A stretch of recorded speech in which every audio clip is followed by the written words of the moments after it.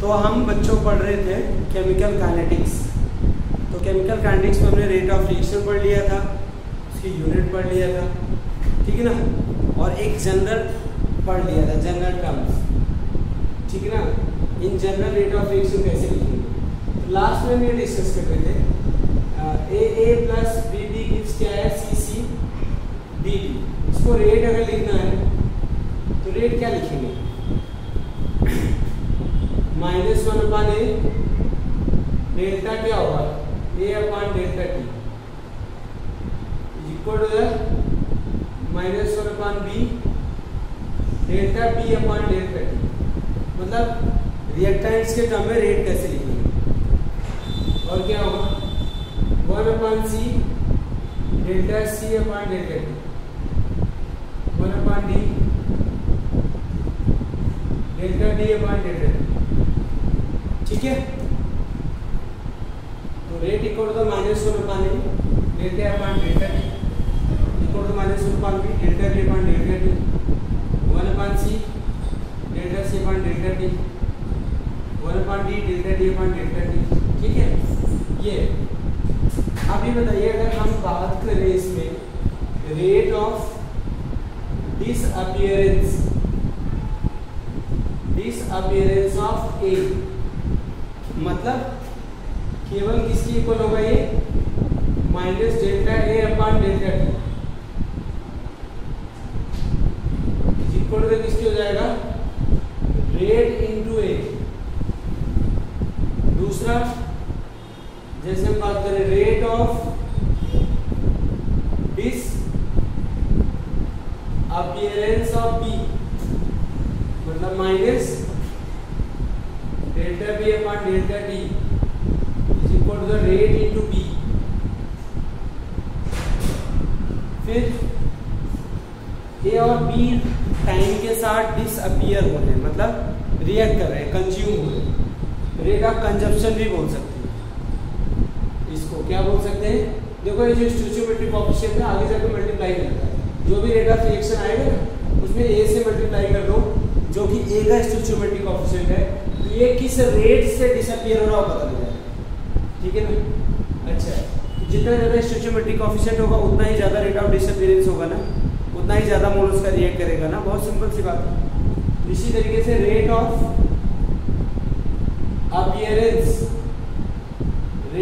Appearance of सी कितना appear होगा जरा बताओ।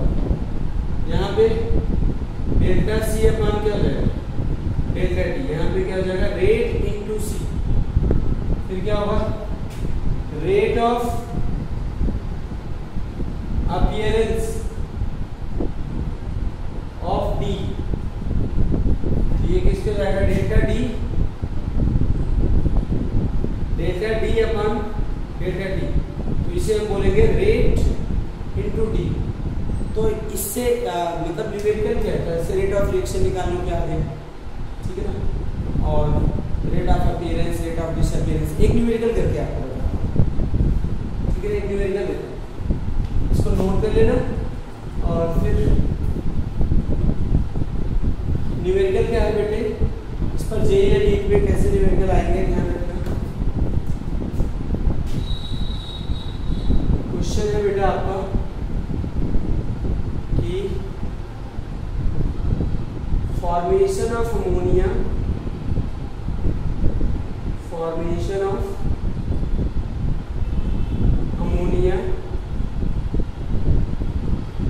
takes place according to following reaction, takes place according to following reaction, ठीक है। N2 plus 3H2 gives 2NH3, क्या है बच्चे, 2NH3 गैस है, ये भी गैस है आपका, ठीक है ना। तो इस प्रोसेस के थ्रू होता है, इस रिएक्शन के थ्रू अमोनिया का फॉर्मेशन। द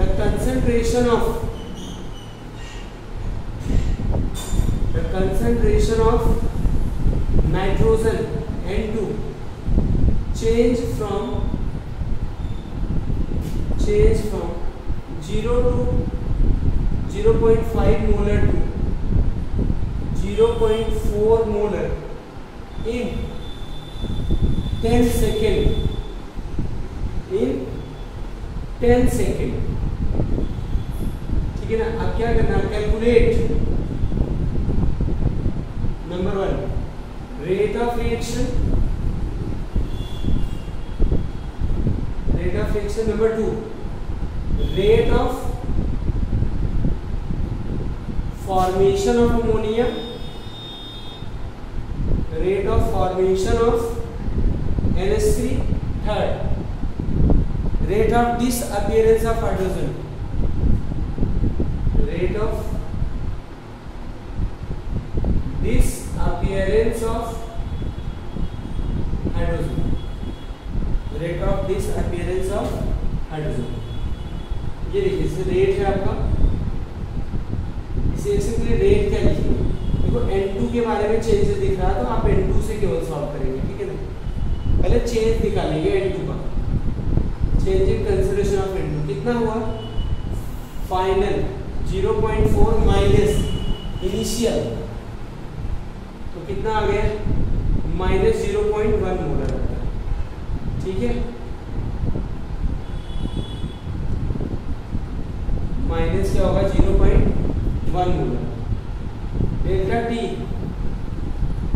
क्या होगा, 10 सेकेंड, तो रेट क्या हो जाएगा जरा बताओ, माइनस 0.1 डेल्टा N2 की जगह अपॉन 10 ना, ये क्या हो जाएगा, माइनस माइनस प्लस, तो ये हो जाएगा 1 की पावर -2 रेट जो आपका आया, मोल बीटा इनवर्स सेकेंड इनवर्स, ये रेट ऑफ रिएक्शन आ गया।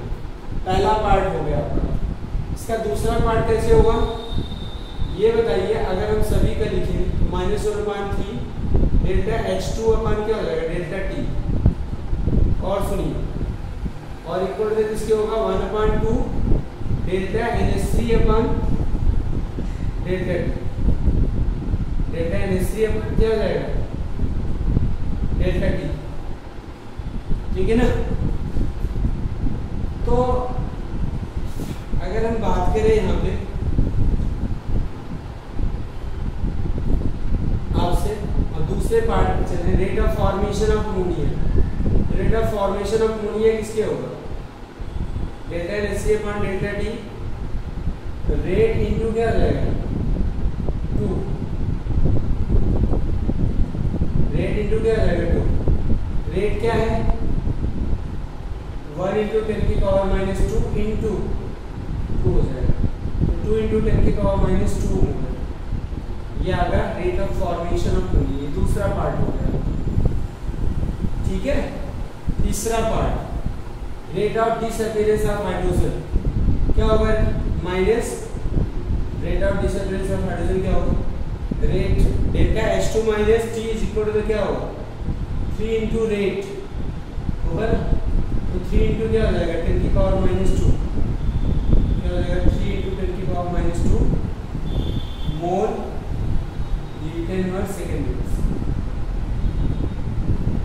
मोल लीटर इनवर्स सेकेंड इनवर्स, ठीक। समझ आया कि नहीं आया बताओ, हाँ। तो ऐसे क्वेश्चन आएंगे, तो प्लीज ध्यान रखना, ये मैंने ऐसा क्वेश्चन करा दिया है क्यूमुलेटिव हो पूरा। नेक्स्ट है इसके बाद instantaneous rate of reaction.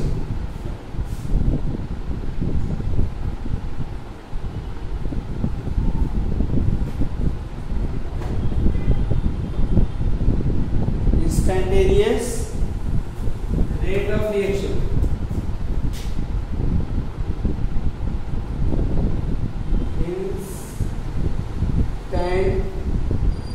Instantaneous rate of reaction, RINST। तो इसकी डेफिनेशन लिखना, rate of reaction at particular stand, rate of reaction at particular stand is known as instantaneous rate of reaction. Definition लिख लो, मतलब जो एक पर्टिकुलर मोमेंट पर एक पर्टिकुलर टाइम पर, जैसे आपकी बाइक है या स्कूटी आप चलाते हैं या कोई दूसरी कार चलाते हैं, तो उसमें जो स्पीड बताती है इंस्टेंटेनियस स्पीड बताती है। मतलब पर्टिकुलर स्टैंड पे जो स्पीड होगी उसे क्या बोलेंगे? इंस्टेंटेनियस स्पीड बोलेंगे, ठीक है ना। तो क्या होगा definition? Rate of reaction at particular stand is known as instantaneous rate of reaction. Rate of reaction at particular stand is known as instantaneous rate of reaction. Rate of reaction at particular stand is known as instantaneous rate of reaction. जैसे देखिए consider reaction reactant change into product, इसका instantaneous rate क्या लिखेंगे? RINST इसको तो minus dR/dt, ये क्या होगा? dP/dt, या क्या हो जाएगा? dP/dt, ये आपका है इंस्टेंटेनियस रेट। ठीक है, डन। बोलो कोई प्रॉब्लम नहीं। देखो नेगेटिव साइन वही चीज इंडिकेट करता है, क्या? Concentration of reactant decreases with time. और पी के लिए देखो प्रोडक्ट नहीं, प्रोडक्ट है, ये टाइम के साथ क्या होगा? इंक्रीज होगा। तो अब मैं यहाँ आपको बताऊँ DR क्या है। DR को बोलेंगे small change in concentration of reactants. DP क्या है? Small change in concentration of product। DT क्या है? small time interval, क्या बोलते हैं? small time interval। और इसे क्या बोलते हैं? instantaneous rate of reaction। instantaneous rate of reaction। ठीक है, आ गया समझ ना? अच्छा, यूनिट वही होगी जो रेट ऑफ रिएक्शन की होगी। यूनिट क्या होगी? Mole, litre inverse, second inverse. Time की यूनिट चेंज हो सकती है बेटा, मिनट्स हो सकती है, आवर हो सकती है। और अगर गैस सिस्टम में तो ATM सेकंड इनवर्स। ठीक है ना? तो इंस्टेंटेनियस रेट ऑफ रिएक्शन का होगा rate of reaction at particular stand is known as instantaneous rate of reaction. अब इसके बाद बच्चों आप ये बताइए कौन कौन से फैक्टर रेट ऑफ रिएक्शन तो पढ़ लिया हमने, कहा था कि जब केमिकल काइनेटिक्स में आपको पढ़ाऊंगा रेट ऑफ केमिकल काइनेटिक्स में आपको पढ़ाऊंगा rate of reaction at particular stand, तो वो इंस्टेंटेनियस हो गया। और रेट ऑफ रिएक्शन ये कह सकते हैं the change in concentration of reactant and product in particular interval of time called rate of reaction. तो केमिकल काइनेटिक्स में डेफिनेशन में आपने पढ़ा था रेट ऑफ रिएक्शन, तो रेट ऑफ रिएक्शन आपने पढ़ लिया। अब क्या पढ़ना? Factor affecting rate of reaction. कौन कौन से फैक्टर रेट ऑफ रिएक्शन को अफेक्ट करते हैं, ठीक है ना? वो ध्यान देना। किनसे रेट ऑफ रिएक्शन मतलब किनके चेंज करने से रेट ऑफ रिएक्शन चेंज हो जाता है। रेट ऑफ रिएक्शन का मतलब स्पीड ऑफ रिएक्शन। तो factor affecting rate of reaction,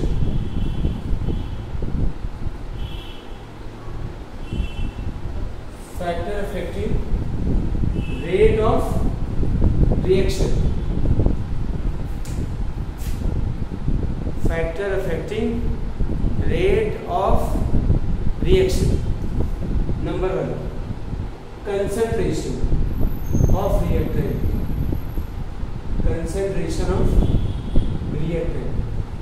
rate of reaction reactant के कंसेंट्रेशन के डायरेक्टली प्रोपोर्शनल होता है। मतलब जितना रेट ऑफ रिएक्शन, जितना ज़्यादा कंसेंट्रेशन ऑफ रिएक्टेंट होगा उतना ज़्यादा उसका रेट ऑफ रिएक्शन होगा। ठीक है, तो रिएक्टेंट के कंसेंट्रेशन के डायरेक्टली प्रोपोर्शनल होता है। सेकेंड है बेटा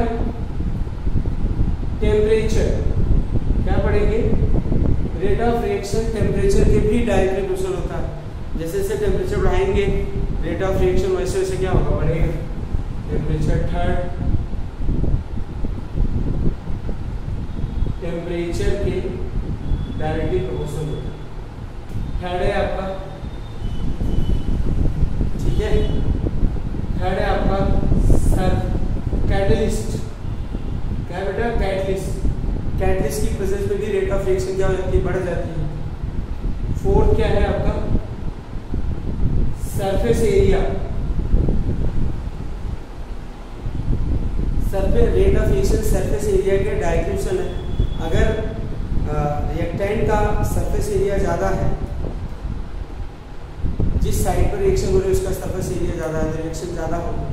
जैसे आपने देखा होगा लकड़ी को, अगर लकड़ी के एक पूरे लॉग को जलाते हैं तो उसको टाइम लगता है, लेकिन उसके छोटे छोटे टुकड़े करके अगर जलाएं तो क्या होता है? जल्दी जलता है।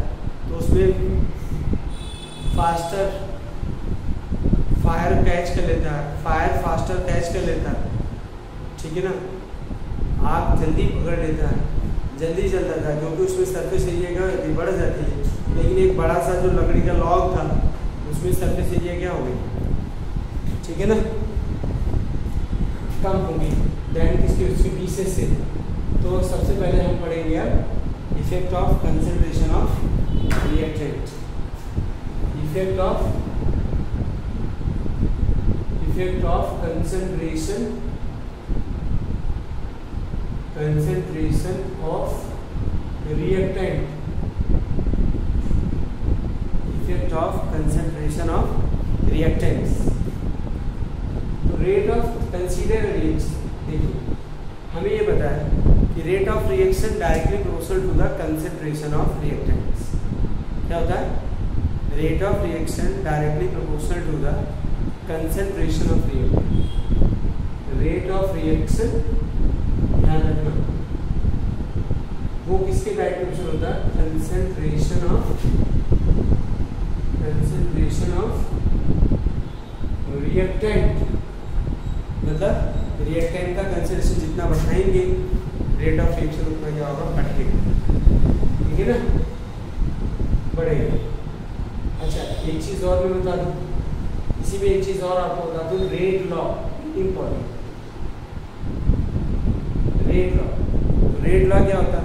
The experimental expression of rate of reaction. क्या बेटा? The experimental expression of rate of reaction. The experimental expression of rate of reaction is known as rate law. Rate law. तो अब आप एक काम करिए, कंसीडर रिएक्शन। एक रिएक्शन कंसीडर कर लो। उसमें क्या है? जैसे ए प्लस बी ये क्या रहता है? प्रोडक्ट। इसमें रेट किस पर डिपेंड करता है? रेट ऑफ रिएक्शन पे ना। तो rate is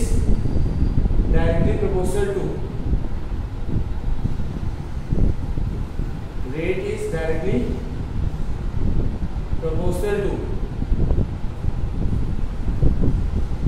concentration of reactants। यही तो लिखा आपने, rate is directly proportional to concentration of reactants. अगर दो रिएक्टेंट्स है तो दो जाएगा वाई। तो रेट इक्वल टू क्या होगा? ए की पावर एक्स और बी की पावर वाई, और यहाँ पे क्या होगा? के। तो ये आपका रेट का एक्सप्रेशन इस रिएक्शन। के जो है रेट कांस्टेंट, ये क्या है आपका? रेट कांस्टेंट, ठीक है ना। इसमें के जो है रेट कांस्टेंट। और ये ध्यान रखना, इसी को रेट लॉ एक्सप्रेशन बोलते हैं। क्या है? रेट लॉ एक्सप्रेशन बोलते हैं। अच्छा इसी का डिफरेंशियल रेट इक्वेशन लिखेगा। क्या लिखिए बच्चे? Differential rate equation.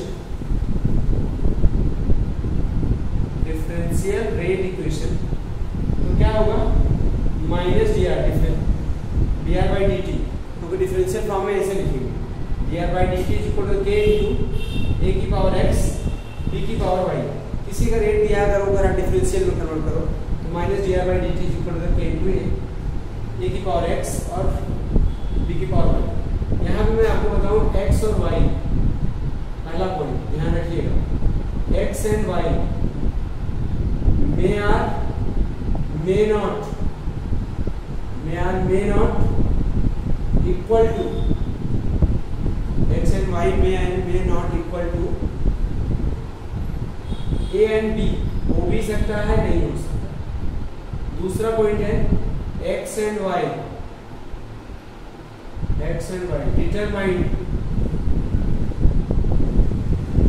determined experimentally,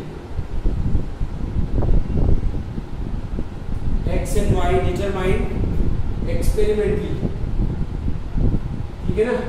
ये तभी मैंने यहाँ पे बताया experimental expression of rate of reaction called rate law, नहीं होता है। तो x और y को यहाँ पे एक्सपेरिमेंटली निकालते हैं और ये a और b के इक्वल भी हो सकता है और नहीं भी हो सकता।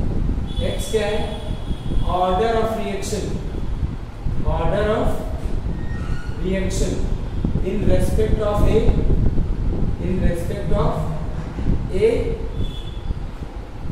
order of reaction in the respect of a and y क्या है? y order of reaction in respect of b, order of reaction in respect of क्या होगा? b। Got it? समझ आया कि नहीं आया बोलो? Order of reaction in the respect of क्या होगा? b, ठीक है ना। तो रेट क्या होगा जरा बताओ, आगे ना समझ। ये होता है ओवरऑल ऑर्डर क्या होगा?